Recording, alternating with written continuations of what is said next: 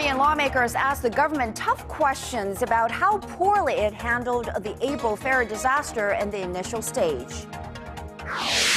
Strong Korean won has the country's exporters on edge. Korea's April export prices dropped to the lowest level in over 6 years.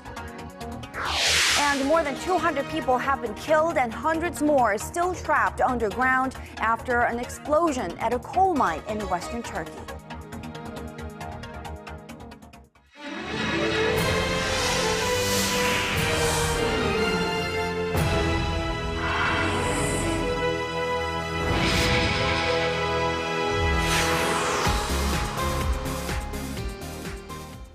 Hello and welcome to Primetime News. I'm Sean Lim. Hello everybody, I am Kang Tae-ri. Let's kick it off with the latest on the April ferry disaster. 5 more bodies were recovered today, but that still means 23 people are still unaccounted for. And continuing our efforts to hold those responsible in the government who delayed the initial rescue operations. Our Kwon So-hwa reports.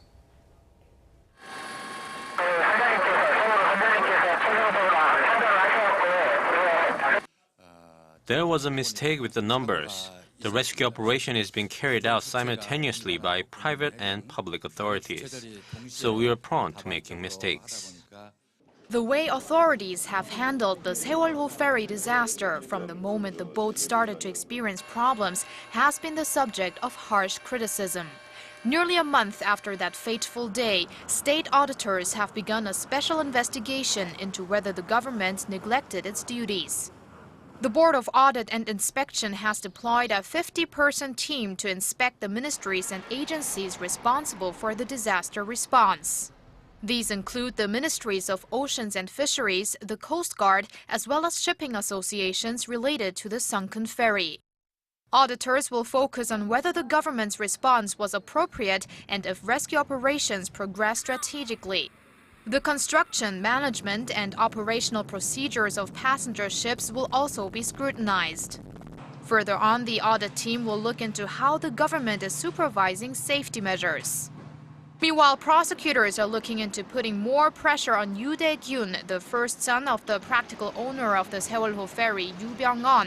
They put him on their Class A most wanted list on Wednesday, one day after raiding his house, which means he will be arrested on the spot once he is found. There are concerns he may attempt to flee the country if he already hasn't. Prosecutors have summoned his father, Yoo Byung-on, for questioning on Friday, and they say they expect him to appear. Kwon So-hwa, Arirang News. Well, not only are auditors examining the ferry case, members of the National Assembly are going over evidence with a fine-tooth comb. For the very first time since the ferry accident, lawmakers questioned members of the government. And the grilling came from both sides of the political aisle, and Choi Yoo-sun has more on getting to the bottom of the poor disaster response. Lawmakers from both the ruling and opposition camps lobbed criticism at officials during a government report, saying their mismanagement of the accident led to its disastrous outcome. Jin Sun-mi of the main opposition New Politics Alliance for Democracy revealed details of a phone conversation between emergency operators and the Coast Guard in the early moments of the crisis. In it, the head of the emergency operator repeatedly asked the Coast Guard to bring the rescue to an area where high-level officials were standing by instead of an island closer to the accident site.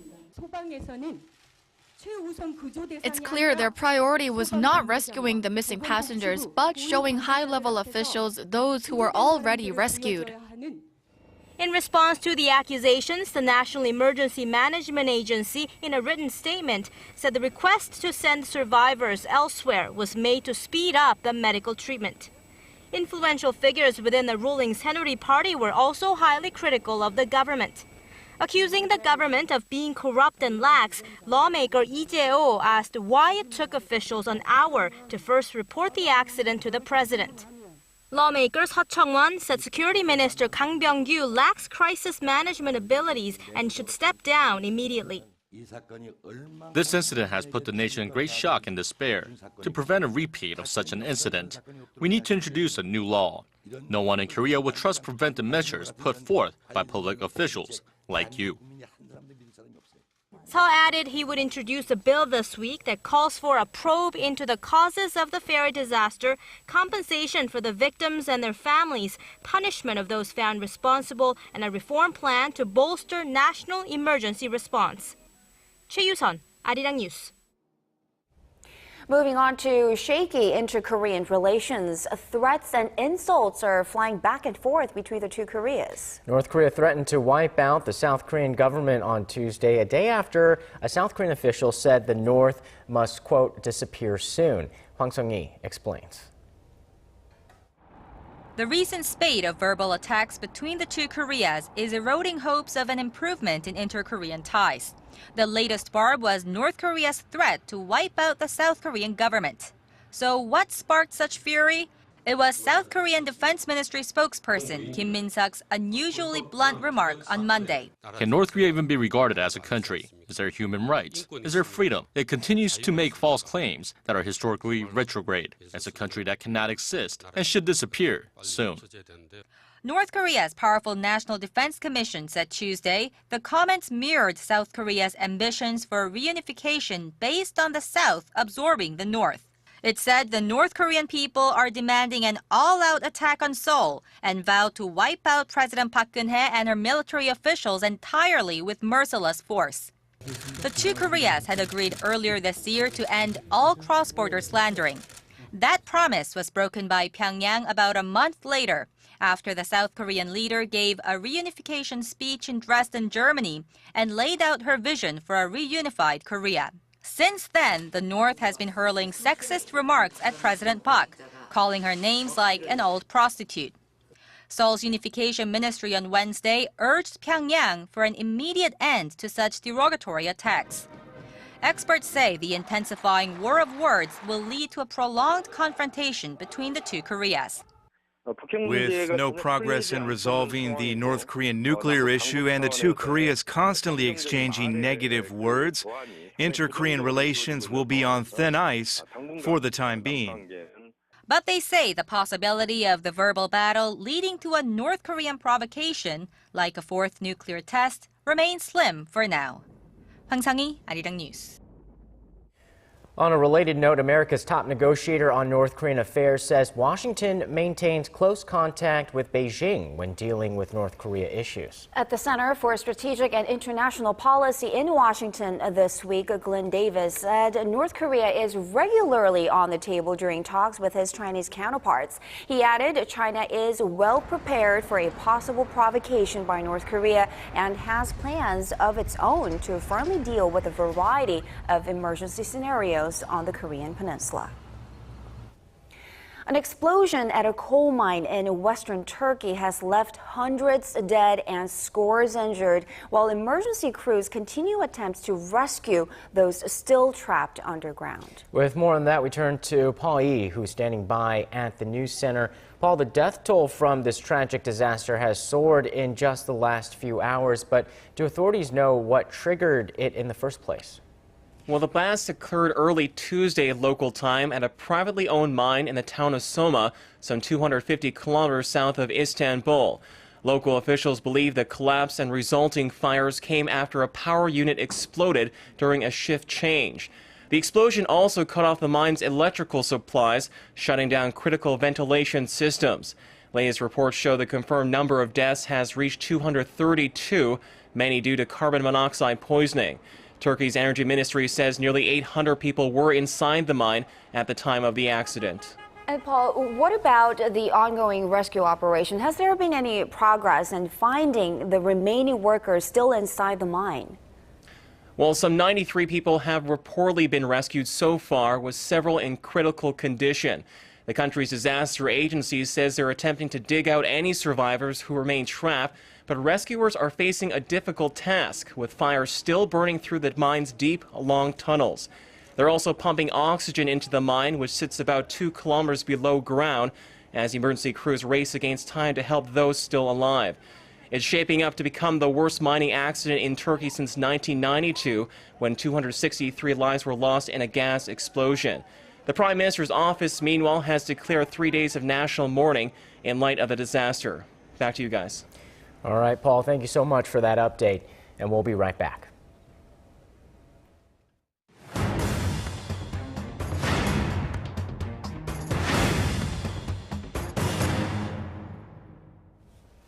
In exactly 3 weeks from today, Koreans will head to the polls to cast their ballots in the June 4th local elections. Analysts expect voter turnout to be around 50%, which is what it was during local elections held 4 years ago. Kim Yong-gil now joins us for more. So the registration starts tomorrow. What is that going to mean for the campaigns? Are going to obviously get started in full gear? Yes, all candidates will officially register this Thursday and Friday, and that leads into the first official day of campaigning next week on May 22nd. Voting day is June 4th, but for the first time ever in a local election here, voters will be able to cast early ballots on May 30th and 31st. Election day is just 21 days away. But the political atmosphere is fairly toned down this year due to unfortunate tragedies in recent weeks, namely the Sewol-ho ferry accident. Yes, we keep saying that now. So what are some of the highly contested areas to watch for? Obviously, the capital city of Seoul. Yes, the incumbent Park Won-soon of the Main Politics Alliance for Democracy goes up against Henry Party's heavyweight Chung Mong-jun. And of course, there are other regions to watch. The city of Incheon will also see a heated race between Mayor Song Yong-gil versus conservative Yu Jong-bok. In the city of Gwangju, the ruling party's Lee Jong-jae will go head-to-head with the main opposition's Yoon Jang-hyun. The Gyeonggi-do province governor's seat will be between the Central Party's Nam Kyung-pil and NPAD's Kim Jin-pyo. So overall, each party has 17 candidates for metropolitan and provincial posts. Well, even though these are local elections, tell us about some of the big picture implications. Yes, political analysts say the metropolitan areas will be the important as they hold the half of Korea's total population, and the seats are seen as a stepping stone to the presidential ticket. Korea's Gyeongsang-do and Jeolla-do provinces are strong footholds for the ruling Saenuri Party and the main opposition party. However, the metropolitan areas of Seoul, Incheon, and Gyeonggi-do province are free from political regionalism. They can sway the outcome of votes as the regions make up half of Korea's population. The seats are seen as a ticket to the presidential elections. Now, as we pointed out earlier, the ferry disaster is obviously hogging the campaigns this time around, with safety being the key word. So how is the disaster affecting the mood at political parties and forecast on voter turnout? Yes, well, there's been a noticeable lack of political warfare since the Sewol-ho ferry accident last month. But that is expected to change after the rival parties complete their candidate registrations this week. Full-scale campaigning starts next week on May 22nd, and we expect a lot of talk about the ruling party. Political analysts say every election is used to measure the incumbent government.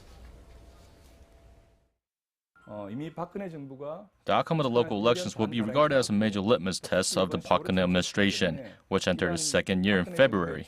It will be an evaluation of how the government manages state affairs and the Sewol-ho ferry disaster. And if the ruling party wins the major races on June 4th, it's expected to empower the government, despite the pressure it's been under over the way it's handled one of the country's worst maritime disasters. The main opposition New Politics Alliance for Democracy, on the other hand, is trying to gain a political foothold.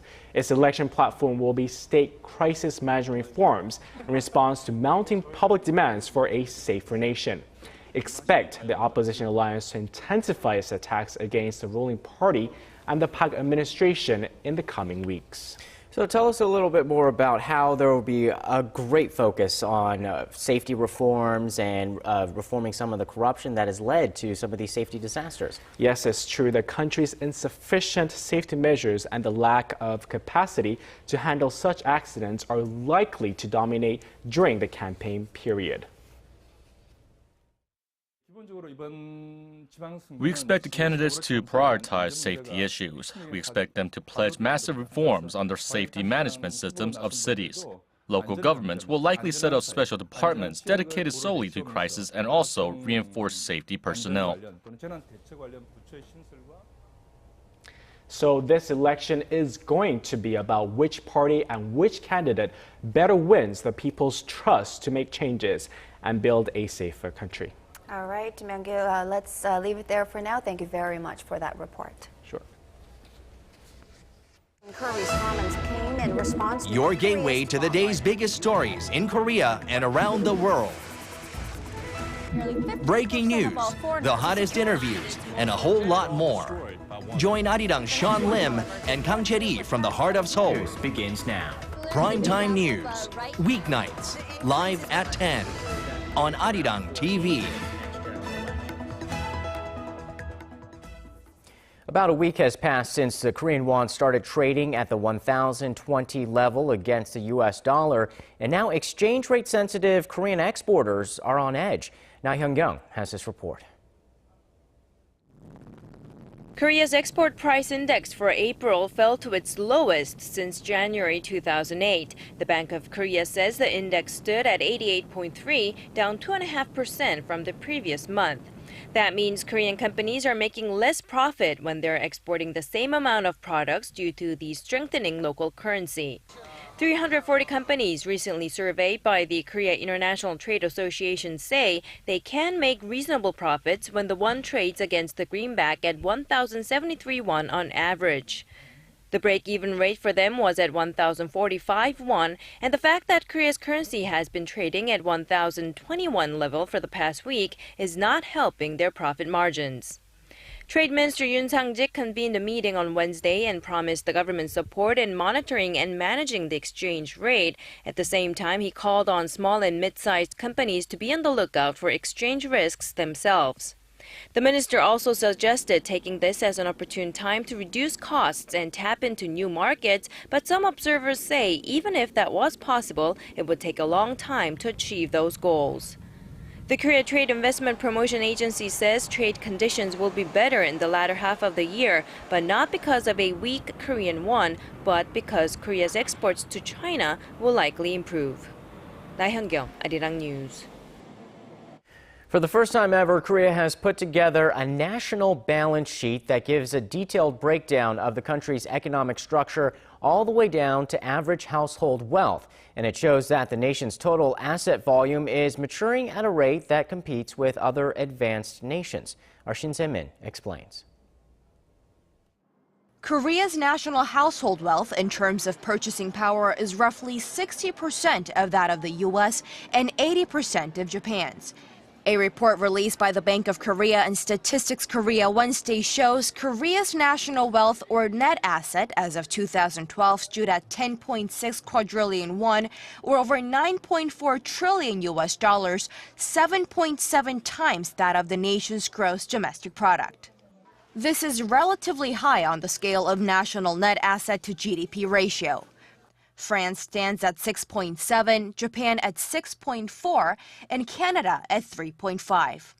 When the nation's net asset is broken down to the individual level, it amounts to 207,000 US dollars per person. The nation's wealth can be calculated by deducting debt from assets, and this is the first time that Korea has drawn up a figure for a balance sheet based on international standards. The latest figures prove that the nation's economic structure has matured to the level of developed countries. Shin Se-min, Arirang News. Samsung Electronics has officially apologized and promised to compensate for the workers who've got incurable diseases or died after working at its chip production facilities. Park Ji-won tells us more. After years of denials, Samsung Electronics has offered an official apology to its former workers who are suffering from or have died from diseases allegedly brought on by their working environments. The tech giant's CEO Kwon Oh-hyun made the announcement on Wednesday, saying the company was sincerely sorry for having neglected the pain of the victims and their families and for not having settled the issue earlier. The company promised proper compensation and said it would abide by decisions made by an independent third-party panel of mediators. Samsung Electronics also vowed to check the safety of its semiconductor production facilities and to come up with concrete measures to prevent the recurrence of such incidents. The world's leading semiconductor manufacturer also vowed to withdraw itself from participation in all ongoing trials regarding cancelled compensation claims. The overall dispute came to light in 2007 when Hwang Yu-mi, a former employee at a Samsung semiconductor production plant, died of leukemia at the age of 23. Similar cases followed, with employees dying of rare blood-related diseases. Family members attribute their exposure to chemicals at factories as the cause. However, Samsung had denied the claim and resisted offering an apology. While Samsung continues to deny a direct correlation between the diseases and the working environment at its plants, Wednesday's apology represents a change in attitude. The apology came about a month after Shim Sang-jung, a Progressive Party lawmaker, called on Samsung and the government to apologize to the more than 200 workers who developed rare cancers or died after working at semiconductor plants. Park Ji-won, Arirang News. The Kospi rallied by more than 1% today and renewed its 2014 high. This thanks to strong foreign buying in techs and autos after a positive handover from Wall Street overnight. It's the first time the index has breached the 2010 mark since December 30th. Analysts mostly expect the foreign buying to continue, with Etition Securities for one forecasting strong foreign buying in techs, autos, and utilities. The Korean won erased earlier gains to finish weaker on suspected dollar intervention.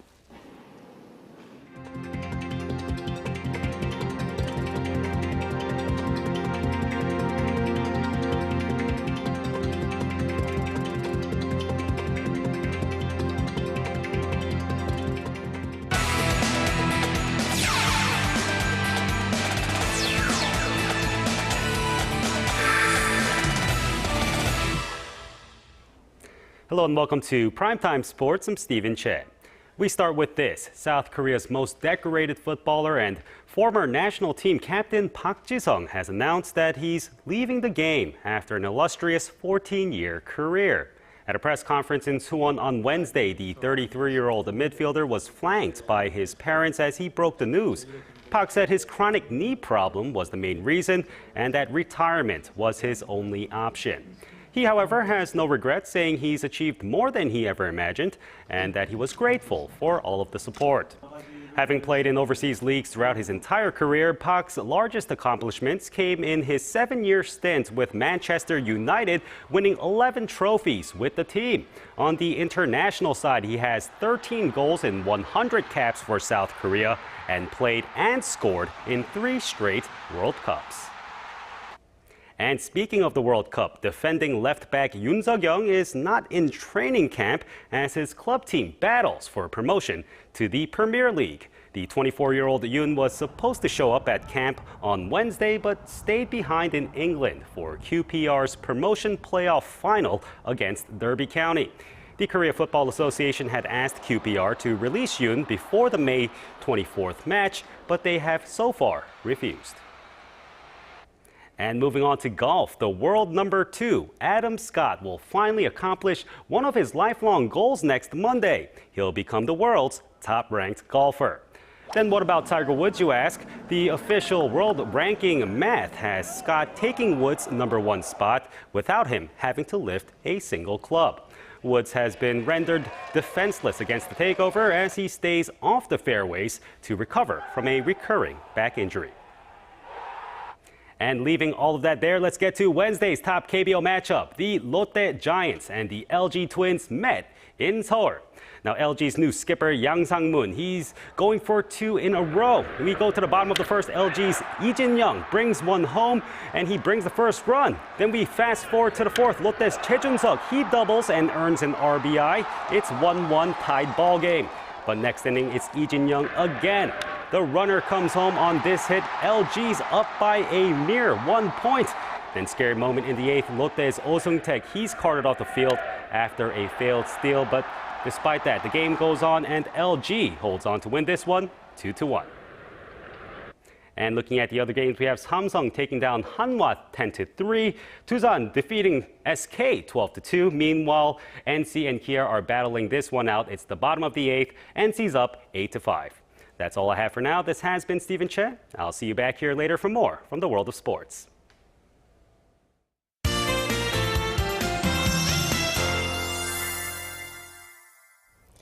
Those of us in Seoul enjoyed another warm, sunny day, but no such luck for those down south. That's right. And for more, we turn to our Kim Bo-kyung at the Weather Center. Bo-kyung, hi.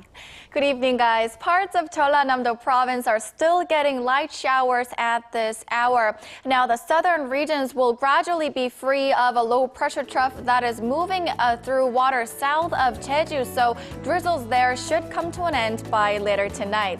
As for tomorrow, less than 5 millimeters of precipitation is forecast for the central and parts of the northern regions, so make sure to grab an umbrella for your morning commute. Just to note, the first ozone warning of the year was issued here in Seoul at 2 p.m. and that has now been lifted. Otherwise, tomorrow looks to be a sunny and clear afternoon here on the peninsula. With that in mind, let's see what Thursday has in store. Seoul tops out at 23 degrees while Gwangju and Busan hit 25. Moving on to other places, Jeju's morning low reaches 14 degrees before reaching 20 in the afternoon, while Dokdo and Mount Kumgang peak at 18 and 16. That's all the updates I have for you at this hour, but join me for more after midnight.